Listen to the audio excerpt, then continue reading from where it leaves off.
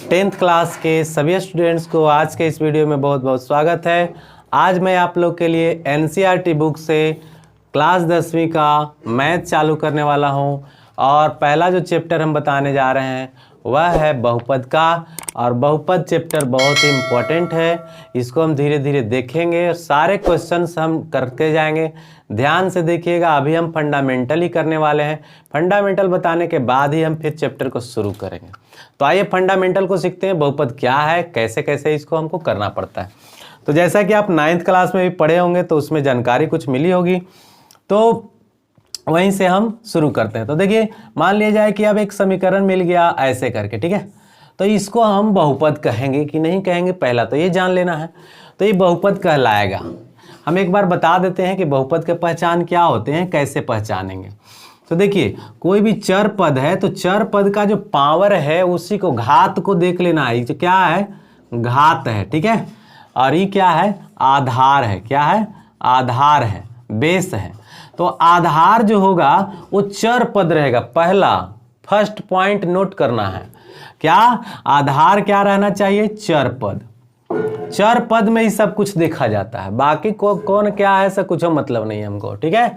अचर पद पर कुछ देखना नहीं रहता है ना। तो जहां पर भी आपको चर पद दिख रहा है, चर पद बोले तो क्या, X Y Z A B C, ABCD का जो अल्फाबेट यूज किया जाता है उसको चर पद के रूप में हम लोग जानते हैं, जैसा कि पहले के भी वीडियो में बहुत बार बता चुके हैं।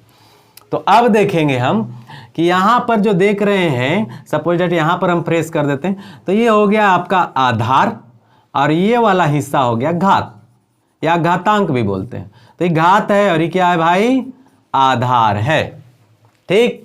तो आधार चाहे जो भी हो ABCD का लेटर चलेगा। अब उसका घात जो होना चाहिए हमेशा प्लस में होना चाहिए। मेन पॉइंट यही है, पिक पॉइंट, इसको नोटिस करना है। यानी ये कह लो कि पॉजिटिव इंटीजर्स चाहिए, पॉजिटिव पूर्णांक संख्या चाहिए। कैसा संख्या चाहिए, पूर्णांक संख्या चाहिए। अगर आपको समझ में आ रहा है तो बोलिएगा, वीडियो के साथ बोलना चाहिए। ऐसा लगना चाहिए जैसे लाइव क्लास चल रहा हो, तब आप सीख पाओगे, ठीक है। आपका जो है से दिमाग मस्तिष्क यहीं रहेगा, ठीक। तो देखेंगे, तो मैं क्या कहा कि जो घात होना चाहिए वो क्या होना चाहिए, धनात्मक पूर्णांक होना चाहिए, यानी कि पॉजिटिव पूर्णांक संख्या होना चाहिए। अब सभी लोग के दिमाग में चल रहा होगा कि भाई पूर्णांक संख्या क्या होता है, भाई हमको तो कुछ अटता उठता नहीं है पूर्णांक संख्या। तो उसके लिए भी उपाय है, पूर्णांक संख्या आप एक जगह पर नोट कर लीजिए। ऐसे भी आपको ये सब जानना बहुत जरूरी हो गया है। पूर्णांक संख्या होता क्या, तो पूर्णांक संख्या वे संख्याएं हैं जिसमें निगेटिव नंबर भी हैं, पॉजिटिव नंबर भी हैं, है ना। 0 से छोटे नंबर भी हैं और 0 से बड़े नंबर का जो ग्रुप है, 0 सहित 0 से बड़े संख्या और 0 से छोटी संख्या अर्थात माइनस के नंबर, ऋणात्मक नंबर का ग्रुप पूर्णांक संख्या कहलाता है। तो आपने सीखा कि जो कोई चर पद का जो घात रहेगा वह कौन सा संख्या होना चाहिए, पूर्णांक संख्या होना चाहिए। अगर ये पूर्णांक संख्या है तो हम उसको कंसाइडर करेंगे कि बहुपद के लिए ये ठीक है। पहला हो गया। और अब देख लेना है कि ये जो बहुपद लिखा हुआ है इसमें पद कितने हैं, तो एक पद यहां और एक पद यहां भी तो है। तो दोनों पदों में देख लीजिए, ध्यान से गौर करके देख लीजिए कि उसमें जो चर पद है या नहीं है। अगर चर पद है तो वहां पर भी देख लीजिए कि घात जो है धनात्मक पूर्णांक है कि ऋणात्मक पूर्णांक है। तो यहां पर क्या हो गया, एक है, कुछ नहीं घात है तो एक घात है। क्लियर हो गया। तो आपने फाइनली क्या देखा कि यहां पर भी धनात्मक पूर्णांक है, यहां पर भी धनात्मक पूर्णांक है, अतः इसको हम बहुपद में कंसाइडर कर सकते हैं। क्लियर हो गया। ऑब्जेक्टिव क्वेश्चन बनता है, जो लोग बोर्ड एग्जाम देने वाले हैं उनके लिए भी फायदा है और जो शुरुआत कर रहे हैं उनके लिए तो फायदा है। चलिए अब देखिए, अब मान लीजिए कि लिखा हुआ है कि x के पावर -2 और +5, क्या इसको हम बहुपद कह सकते हैं, तो ये बहुपद नहीं होगा। क्यों नहीं होगा, कारण ये है कि इसका जो घात दिख रहा है आपको वह क्या है, ऋणात्मक पूर्णांक है, जबकि हमने क्या कहा था कि धनात्मक पूर्णांक चाहिए, यानी प्लस का संख्या चाहिए। हो गया। तो प्लस की संख्या यहाँ पर नहीं है, इसलिए यह बहुपद की श्रेणी से बाहर है। अब हमको कुछ और भी बात जानना पड़ता है कि बहुपद जो है वो तो ठीक है, तो बहुपद घात डिफरेंट डिफरेंट वाले होंगे, हाँ कई घात वाले, तो उसी में हमको पढ़ना पड़ता है कि एक घातीय या हम उसको कहते हैं रैखिक समीकरण, रैखिक समीकरण या रैखिक बहुपद। ठीक है, रैखिक बहुपद, चलो बहुपद भी लिख देते हैं, बहुपद। बहुपद को अंग्रेजी में पॉलिनोमियल्स कहते हैं, बहुपद। ठीक है, तो रैखिक बहुपद, रैखिक बहुपद में क्या रहेगा, घात क्या रहेगा भाई, एक रहेगा, और वही रहेगा जब द्विघात, जैसे इसका एग्जाम्पल चलो देख लो, x + 2, ये कौन सा बहुपद हो गया, रैखिक बहुपद है। अरे चलो अगर लिखा हुआ है x⁻1 और 2 लिखा हुआ है तो ये भी क्या है, रैखिक बहुपद है। ठीक है, अगर a + 5 लिखा हुआ है क्या है, रैखिक बहुपद है। केवल a लिखा हुआ है क्या है, रैखिक बहुपद है। तो ये सब रैखिक बहुपद के अंतर्गत आ जाएंगे। रैखिक बहुपद में क्या रहेगा, घात एक रहेगा। ठीक है, तो रैखिक बहुपद हो गया। अब चलिए द्विघात बहुपद कौन होगा।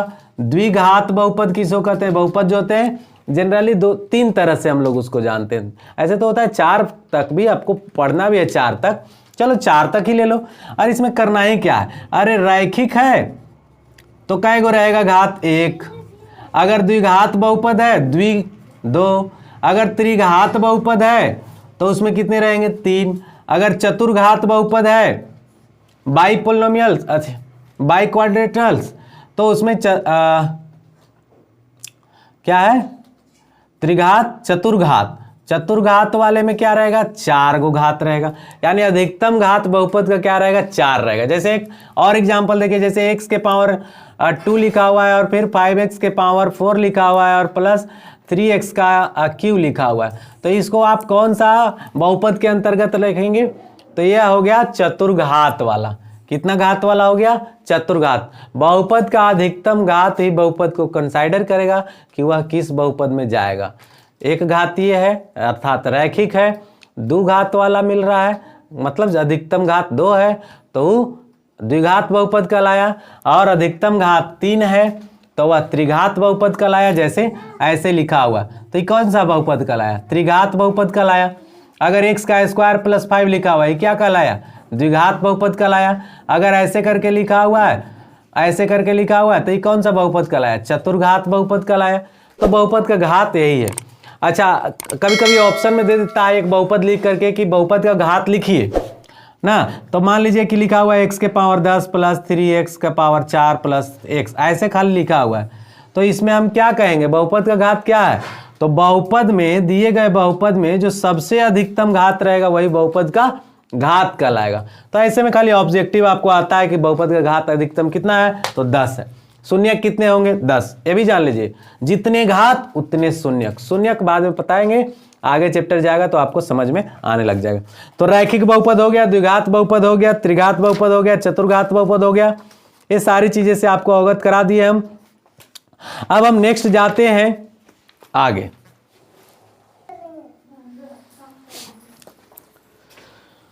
तो अब हम आते हैं एक्सरसाइज पर, सीधे एक्सरसाइज पर पहुंचते हैं।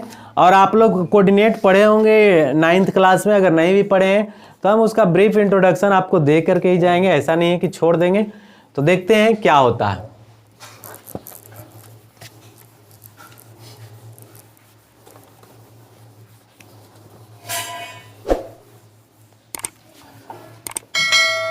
देखिए हम लोग पढ़े हैं क्या बोलते हैं उसको, कोऑर्डिनेट में, कि एक जो ये वाला होता है लाइन, जो हॉरिजेंटल लाइन इसको खींचते हैं, क्षैतिज लाइन भी बोलते हैं इसको, हॉरिजेंटल अंग्रेजी में कहते हैं। तो ये क्षैतिज लाइन हो गया, ठीक है, क्षैतिज, इसको एक्स और इधर से x' बोल देते हैं।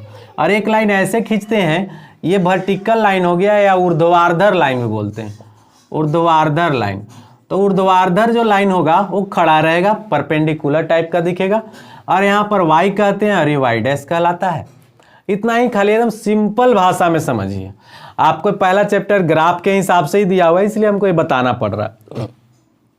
ये जानते होंगे मूल बिंदु कहलाता है, जहां पर x axis y axis meet करता है, काटते हैं एक दूसरे को, है ना, वो कहलाता है मूल बिंदु। क्या कहलाता है, मूल बिंदु कहलाता है। चलिए यहाँ पर कोई काम भी नहीं मूल बिंदु का, इसलिए मिटा दे रहे हैं, चलो हटाओ। तो नेक्स्ट देखेंगे हम कि इसमें पहला जो क्वेश्चन दिया हुआ है, पहला क्वेश्चन में देखिए ऐसे करके कटा हुआ है ना, ग्राफ जो खींचा है वो यहाँ पर कटा हुआ है। तो आपको हम समझदारी के लिए बता देते हैं, देखो खाली जो लाइन जो ग्राफ का खिंचाएगा ना, उसको एक्स पर कटना जरूरी है। किस पर कटना जरूरी है? एक्स अक्ष पर कटना चाहिए, कटना चाहिए। किस लिए? शून्यक के लिए। शून्यक अगर चाहिए तो उसको कटना कहाँ पड़ेगा? एक्स अक्ष पर। जैसे ऐसे कट के निकलता, ऐसे कट के निकलता, समझ रहे हैं? तो डिफरेंट डिफरेंट जो सिचुएशन है कटने के, वो देखना रहता है। तो हमको कहाँ दिख रहा है? अगर वाई पर दिख रहा है, केवल अगर वाई पर दिख रहा है, केवल वाई अक्ष को काट रहा हो, वाई अक्ष को अगर काट रहा हो, कौन काट रहा हो ना? ग्राफ खींचा गया है। जो ग्राफ का जो लाइन है, ग्राफ का लाइन जो है केवल वाई अक्ष को अगर काटे तो क्या होगा? एक भी शून्यक नहीं होगा, एक भी शून्यक नहीं होगा। हो गया? एक भी शून्यक नहीं होगा। इसमें यही खाली देख लेना। तो एक्स अक्ष पर वो जितना बार काटेगा उतना ही शून्यक हो जाएगा। जैसे देखो, अगर ऐसे काटा है तो एक शून्यक, अगर इसको ले जा करके अगर ऐसे कर दिया है तो ये दो शून्यक, अगर फिर से एक बार ऐसे चला गया है तो 1 2 3, देखो ए पर कटा, बी पर कटा, सी पर कटा, तो 3 शून्यक हो गया। क्लियर? अगर ऐसे खाली काट करके निकल गया है तो कितने बार कटा है? यहाँ पर एक जगह, दो जगह, यानी 2 शून्यक। सही है? अगर कोई ऐसे एक कटेगा तो खैर सीधे ही कटेगा, जब भी कटेगा तो एक वाले में सीधे ही कटेगा। तो आप समझ गए होंगे लगभग। तो आप पहला नंबर वाले क्वेश्चन में देखो तो एक भी शून्यक नहीं होगा। दूसरा वाले में देख लो, एक बार कटा हुआ लाइन इस तरह से ऐसे कट करके निकला हुआ है ऐसे, तो इसमें क्या होगा? एक जगह चूंकि काट रहा है इसलिए एक शून्यक हुआ। फिर आप तीसरा नंबर फिगर में देखेंगे तो यहाँ से कैसे जा रहा है? यहाँ से ऐसे पहले जा रहा है, फिर इसको काटते हुए ये नीचे से ऐसे जा रहा है, तो एक यहाँ कटा और एक यहाँ कटा। समझ गए? फिर से देखिए, ऐसे करके है तो यहाँ से ऐसे करके गया और यहाँ से ऐसे कट करके निकला, तो ये दो कितने जगह पर कटा? 3 जगह पर कटा, सॉरी 1 2 3। देखो एक सच पर जो कटा है वह 3 जगह कट गया, तो इसमें कितने शून्यक हो जाएंगे? 3। अब देखो आपका जो 4 नंबर फिगर है उसमें ऐसे करके किया हुआ है ना, ऐसे किया हुआ है, तो इसमें कितने जगह पर कटे हैं? 2 जगह पर कटे हैं। क्लियर है? अब इसके अलावे देखेंगे तो एक देखो ऐसे करके बना हुआ है और इसमें कई बार काटा है, ऐसे गया, फिर यहाँ से ऐसे और फिर यहाँ से ऐसे, तो देखो 1 2 3 4, यानी एक सच कितने जगह पर कट गया? 4 जगह पर कट गया। तो कितने शून्यक हो गए? 4 शून्यक हो गए। तो ऐसे करके बनता और ये एक्सरसाइज खत्म हो गया। नेक्स्ट एक्सरसाइज मैं अगले दिन बनाऊंगा। आज के इस वीडियो में आप सभी को बहुत बहुत स्वागत रहा। आप लोग इसमें साथ दिए, आप लोग बने रहे वीडियो में।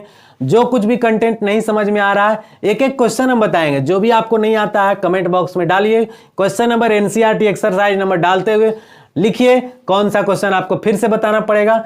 ध्यान रहे कि जो चैप्टर चल रहा है उसी से आप क्वेश्चन पूछेंगे तो ज्यादा बढ़िया होगा। ऐसे आप कहीं से भी पूछ सकते हैं, बताने की कोशिश करेंगे शॉर्ट में। Thank you.